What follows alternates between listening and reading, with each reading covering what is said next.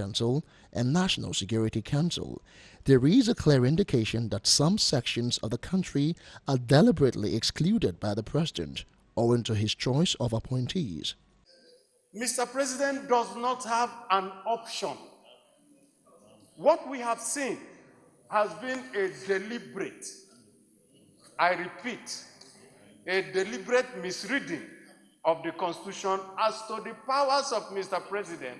In the debate that followed, Senators Bala Ibn Allah and Barao Jibrin footed the Victor Ume's motion, describing it as misleading and political, with Ma Ohabunwa disputing their submissions. It has never been since independence. It has never been since independence the policy of any government to deliberately exclude any section of this country. It has never been. And we must be extremely careful, sir. Extremely careful. He's a member of the National Security Council. So I therefore call, Mr. President, I call on Senator Victor Ome to apologize by misguiding the Senate. The southeastern part of this country, everything about this country should be inclusive. He's talked about federal character, we agree, at the exception of either joining the force.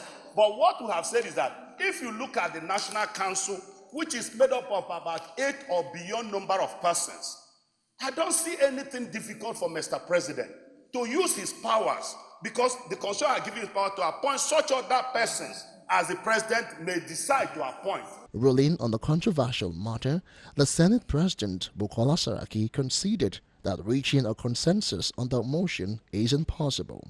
And I think that in my own view, this is not a motion that will be able to reach a consensus on, with all due respect.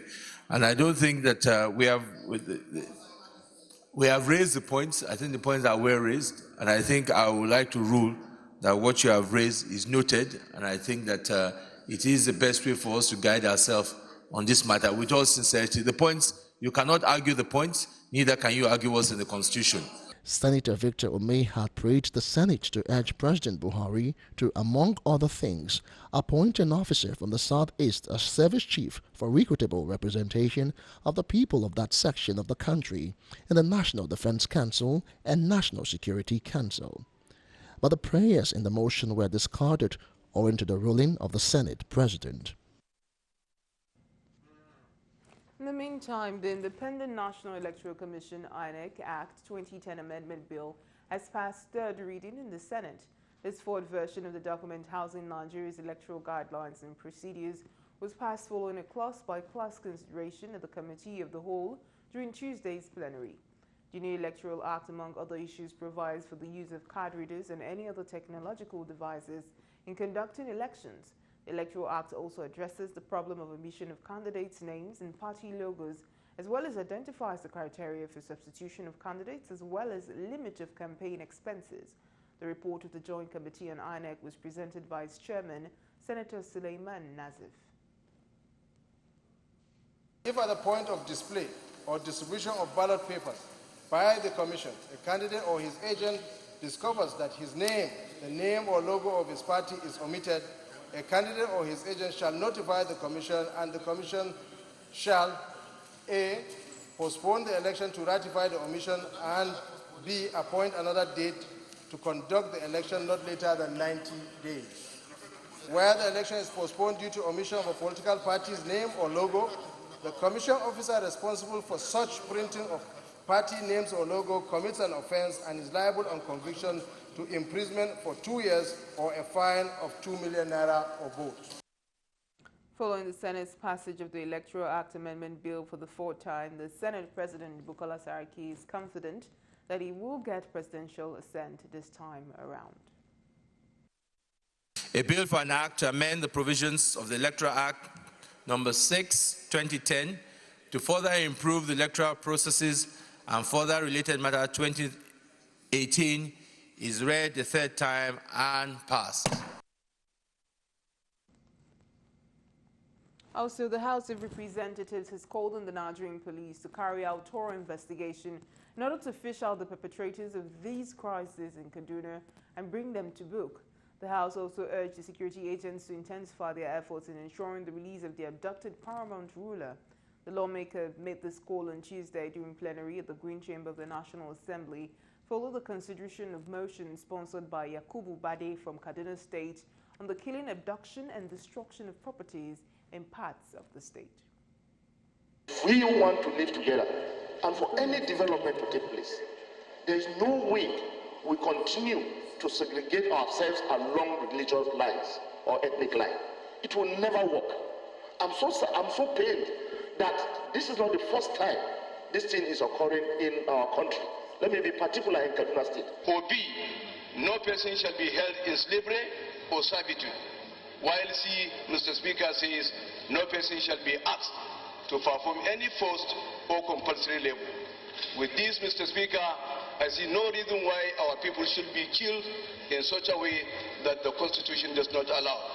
Because of these reasons, Mr. Speaker, I want to call on this House that the House call on the federal government to ask its security agencies to try and fish out the perpetrators of this act and punish them judiciously.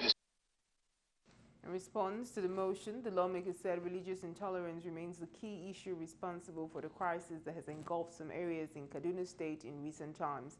He called on politicians, traditional and religious leaders to rally around the government towards finding a lasting solution to the intractable crisis. But like I said, when you have religious leaders and traditional leaders and sometimes politicians themselves inciting these killings against one another, then no matter how much the government tries, it's going to be very hard to solve. The government has a duty to protect Nigerians. He therefore charged the government to rise up to its cardinal duty of protecting the citizens of the country as entrenched in the 1999 Constitution as amended. Also, the House of Representatives has mandated its committees on health and public procurement to investigate the allegations of fraud and infractions against the Executive Secretary of the National Health Insurance Scheme, NHIS, Professor Usman Yusuf. Also to be investigated by the committee is the cycle of crisis that currently pits the agency against the embattled Executive Secretary. The House adopted the resolution after considering a motion by Diri Doye from Bayelsa State on the urgent need to prevent NHIS from degenerating into a theater of war.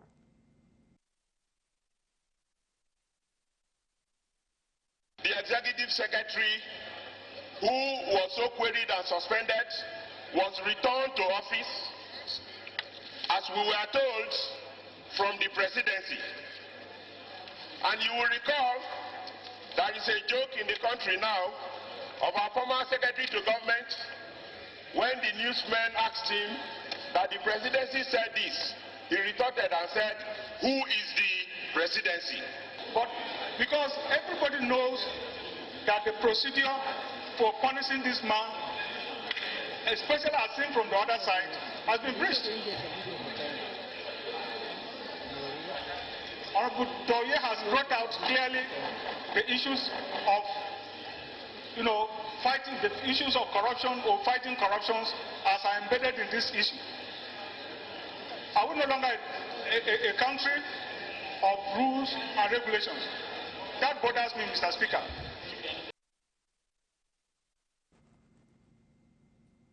Still ahead, former head of state Gowon urges Buhari others to accept 2019 election outcome. Details of this and other stories when Galaxy News returns. Do stay with us.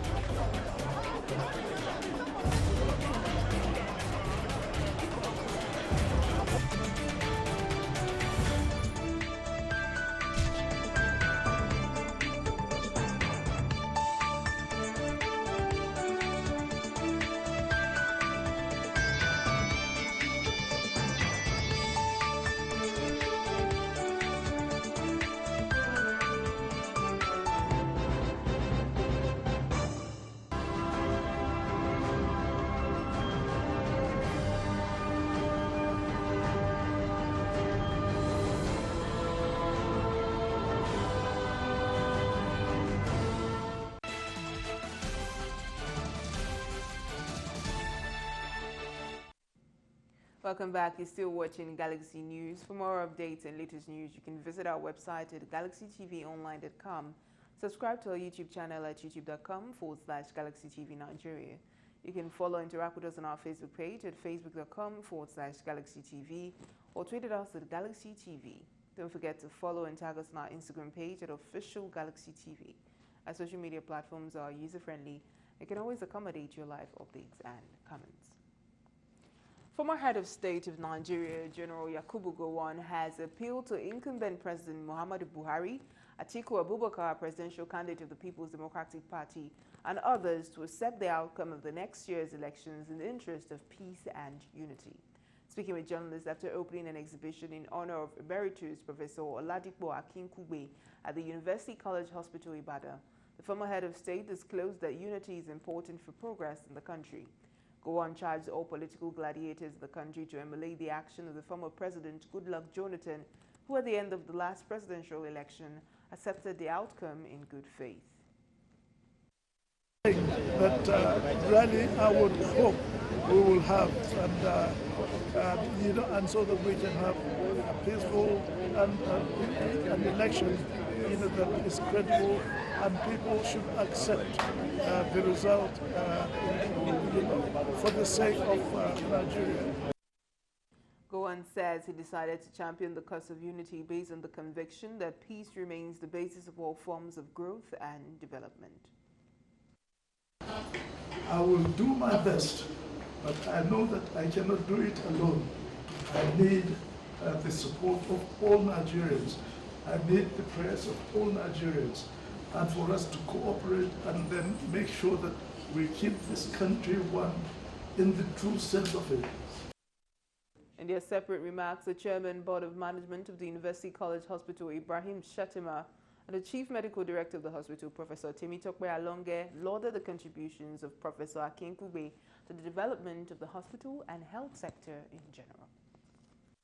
His service to the country and humanity is exemplary by the laurels and honors he has achieved not only in the country but also abroad. Your Excellency, when the mandate was given to this institution to be the anchor for training, research, and clinical services for the entire nation, we didn't fail you. Today, we've given birth to more than 54 teaching hospitals and federal centers, feeling that the mandate has been met, but we still need to be helped.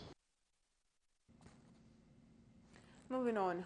A group under the aegis of Northern Youth Leaders Forum has called on the presidential candidate of the People's Democratic Party, Atiku Abubakar, to reconsider his choice of Peter Obi as running mate if he hoped to enjoy the total support of the North and win the 2019 elections.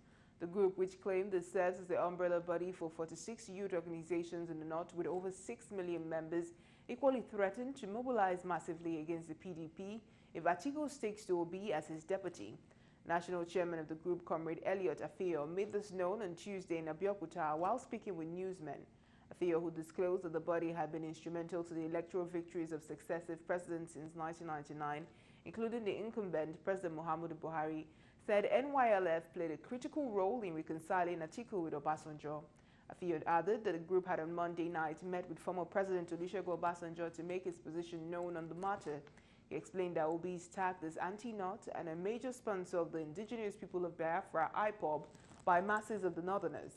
He declared further that over 70% of emirs and other traditional rulers in the North will not support Atiku's choice of deputy and maintain PDP will fail to produce the next president if the party eventually flies Atiku Obi's ticket. Now, moving on from that, the wife of the Lagos State Governor, Bolanle Ambode, and Governor of Edo State, Godwin Obaseki, have extolled women for their contributions to national development, urging them to support one another to achieve more success. They spoke during the opening ceremony of the 18th National Women Conference of Committee of Wives of Lagos State Officials, COLSO, held in Lagos. The conference was also a meeting point for the think tank of the society and eminent persons from the nation's different geopolitical zones. Bolanle Ambode, who is the chairman of COLSO, expressed delight that women in Lagos State are setting the benchmark. She noted that improving the welfare of women and sustaining the vintage position of Lagos State in the Federation are key objectives behind the meeting. quest to continually improve the welfare of women and sustain the leading position of Lagos State in the Federation. Our key objective behind our coming together annually to discuss the way forward. This year, we will be examining topics around the central theme, strengthening our collective. Ambode listed some of the achievements of COSA, which has positively impacted the health of babies, children, youth, women, and the aged ones.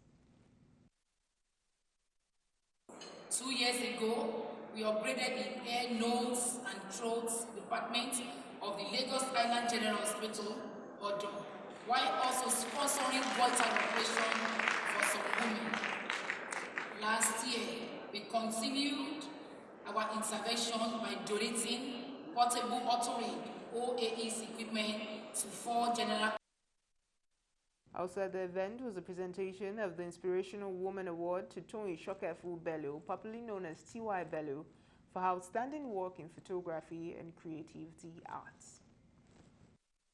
This is humbling, but I don't see it as an award just to me. It's for the entire energetic, emerging creative industry that has always found home in Lagos. And for me, that's what's exciting, that Lagos has always accepted and has always championed the creative industry. And for me, that's what the award means. As the 2019 general elections draw nearer, the Independent National Electoral Commission (INEC) in Warri South local government area of Delta State have expressed displeasure over 24,000 permanent voters' cards yet to be collected. This was disclosed by the electoral officer during the stakeholders meeting with political parties at the INEC headquarters in Warri. Addressing party officials and newsmen, the INEC electoral officer for Warri South, Eze Uchechukwu, said the number of uncollected PVCs is not good for the commission. We have them trickling in to collect these cards. And for us, looking at the fact that 2019 general elections is almost here, February specifically, and yet we still have over 24,000 cards, we are thinking that it's not good enough. On the outcome of the communique after the stakeholders meeting, the electoral officer said PVC collection will be moved to rural areas.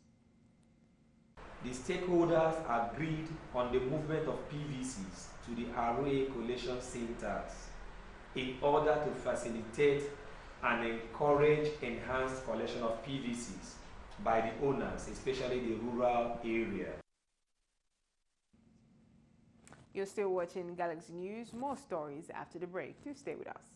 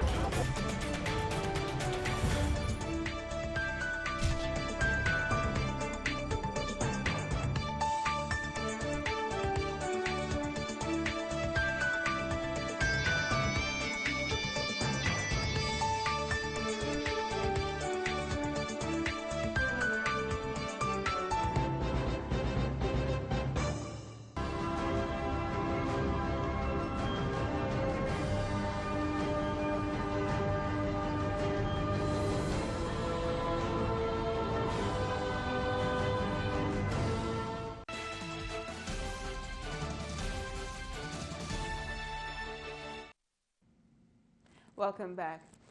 The Nigerian Medical Association (NMA) has held its annual National Physician Week, which aims at discussing the necessity of having universal health coverage in the country for the benefit of the citizens. Speakers at the event said the universal health coverage aims at helping all Lagosians have access to affordable and quality healthcare services. They urged the federal government to invest in the nation's health sector and also create a better environment that will attract investors.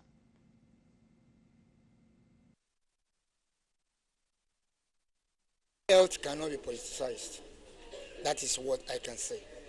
Let government do the needful at the right time, in the right place, and monitor what they do. Policies are there that can give us results. People should look at the policies and ensure the implementation of those policies. So I take this opportunity to plead with all stakeholders, government and all of that, to consciously invest more in healthcare. It's okay, if we talk about roads and power, fine, but healthcare has to be upscaled in the hierarchy of Nigerian needs. The representative of the Commission of Health, Jide Idris, says the government is doing its best to improve the country's health sector. He therefore urged the government to look into creating special housing and primary allocations to medical practitioners. To be in those days, a fresh doctor is given an official car that ties the doctor down within the system. And we're also contemplating that if government can do what we call the rent-to-own accommodation, where a doctor or other health workers are given accommodation where they will be paying the rent at the same time paying some form of mortgage. So the Nigerian Medical Association declared its readiness to liaise with the federal government in ensuring all stakeholders subscribe to the universal health coverage with the aim to ensure fairness to all citizens. Also, the Nigerian Medical Association has raised the alarm that Nigerians have been losing hope in the National Health Insurance Scheme, NHIS, due to abysmal health indices in the country.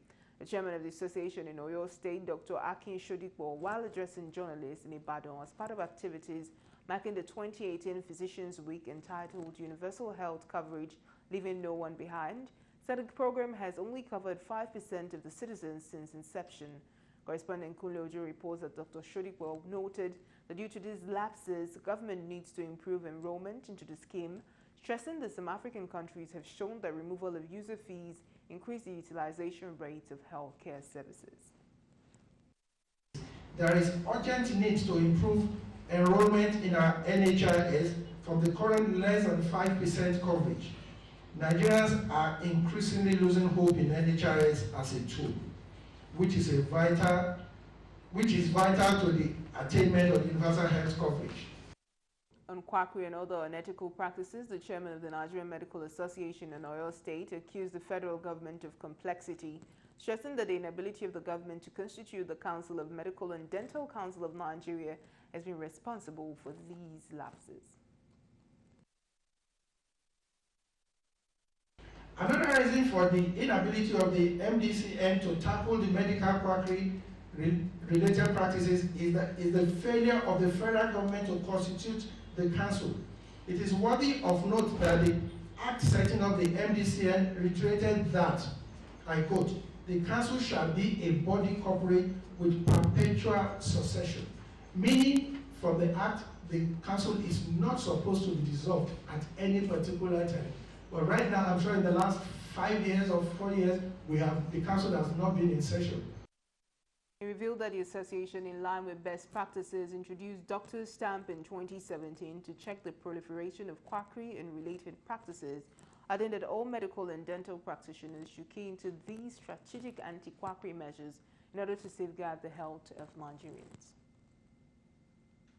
In addition, the Ondo State Council of Nigerian Medical Association has charged the federal government of Nigeria to formulate mechanisms to improve on National Health Insurance Scheme. The Physicians Week is an annual event designed to celebrate medical and dental practitioners in recognition of the sacrifices and dedication to the wellness of the society. Addressing newsmen at a press briefing heralding 2018 Physicians Week at the NMA House on Igbatoro Road in Akure, the Ondo State capital, the state chairman of the NMA, Dr. Wale Oke, said the NHI scheme has not met up with the set objective. Recognition of the importance of health financing in the achievement of universal health coverage, a fundamental strategy to address our abysmal poor health indices. There is urgent need to improve enrollment in our national health insurance scheme from the current less than 5% coverage. Nigerians are increasingly losing hope in NHIS as a tool, which is vital to the attainment of universal health coverage. He therefore called on the government to do everything possible to ensure that polio does not rear its head in any part of the country, saying efforts should be increased to sustain the current status in the fight against polio. As you are aware, Nigeria is again at the brink of being declared a polio-free country in 2019. Nigeria has had its name struck off the list of countries harboring polio after a 2-year polio-free period in 2014. However, on 23rd March 2016, 4 new cases of wild polio virus were detected in war-torn zones of Gwazo, Jere, and Moguno local government of Borno State. Furthermore, the chairman of the Nigerian Medical Association, Dr. Tunde Elijah, at the 2018 Physicians Week at the Banquet Hall of the Government House, Yola, to celebrate the Physicians Week, of an annual event of the Nigerian Medical Association aimed at celebrating medical and dental practitioners in recognition of their sacrifice and dedication to the wellness of the immediate community and the nation at large. Elijah says the body is doing everything possible to look at those factors that mitigate against the provision of effective health care by the Nigerian medical doctors. According to him, the Nigerian Medical Association, as the custodian of the health of Nigerians, also utilizes the period to undertake an assessment of progress made in selected key areas of the healthcare delivery system in the last 12 months. Important week, and we also use it as an opportunity to take stock of how far we have gone in the last 12 months and also organize free medical services as a way of corporate social responsibility or giving back to the society. His part, the Adamawa State Governor Jibrila Ibindao says the state government is ready to partner with the Nigerian Medical Association, adding that the government has since improved in the health sector. On health and education. The chairman of the occasion also applauded the giant strides of the Nigerian Medical Association in handling the health challenges of the patients in the state. He encouraged them to continue with the good work in the health sector. Interactions, exchange of ideas, and coming up with some concrete resolutions as to how to surmount our health challenges. Now, moving away from all of that, Benue citizens attacked and displaced by herdsmen militia since the beginning of the year have begun to return to their ancestral homes, to the farms, to improve their well-being and boost economic activities. It's been 8 months since most were displaced from their homes, and over 180,000 were said to have taken refuge in more than 8 IDP camps. But with the deployment of Operation Wellstroke, who have helped to root out herdsmen militia from occupying their land, thousands of the IDPs have returned. Some stakeholders from the affected local governments and community in Guma, Logo, Gwe, who spoke to newsmen about their return and the relative peace enjoyed during the tour of the communities, thanked Operation Wellstroke for their efforts. Problem in Gwe West, over the years we've been suffering from flood invasion, but this year precisely we were affected on 4th April to the initial attack were between 4th and 5th. And we are badly affected. People fled their homes to Naka. My very village home, my people, that's Adagu. My people are there. Even now, they are still there. It's only 7 kilometers after that place. 3 kilometers after that, my village. There's a stream. So it is not accessible. Even when the army tries to go there, it's not easy for them to reach there. That is why the Fulanis come. Yet, it is not as if they are permanently settled in that place. They come from Nasarawa to graze and penetrate, then return back to Nasarawa border. About 7,000 remaining here on the camp. But you see, there is a tremendous level of peace we are experiencing in this place. That is why we can see them. In those days, before the coming of the Operation Wellstroke, even though they are here under protection, you cannot see their faces smiling. Although some of the IDPs who have returned home still express fears of attacks and called for more security personnel at the border areas where most of the herders attack from. What I'm trying to say, the government should add more forces here, because these people, they did not stop Even today, man, they will around this place. We have seen them around this place. Which people? The herdsmen.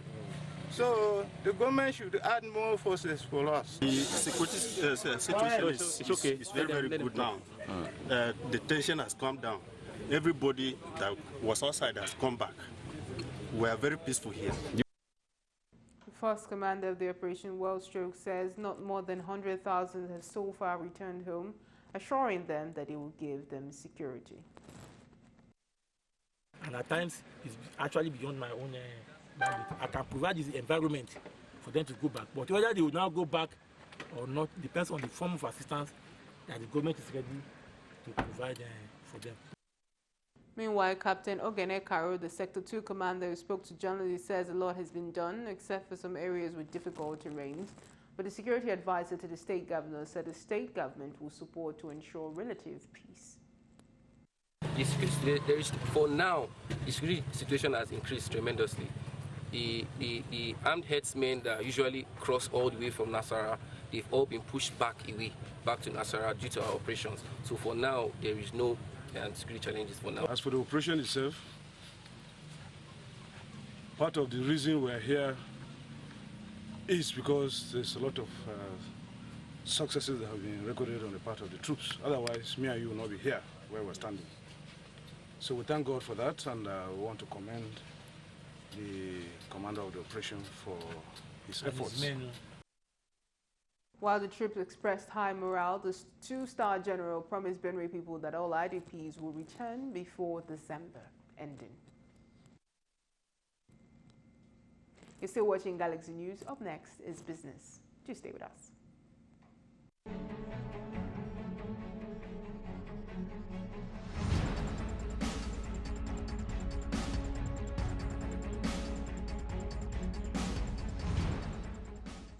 Kwara State Governor Abdul Fattah Ahmed has said that the synergy between federal agencies and their state counterparts has potentials to help create jobs, boost development and economic growth in the states of the Federation. The governor stated this while declaring open a two-day interagency seminar on harmonious relationship in Ilorin. The Governor Ahmed, who was represented by Deputy Chief of Staff, said such collaborations will help improve project monitoring, infrastructure and the quality of data available at both levels of government. He explained that the synergy is necessary for the ongoing diversification of the economy, which requires cooperation among states and the federal government.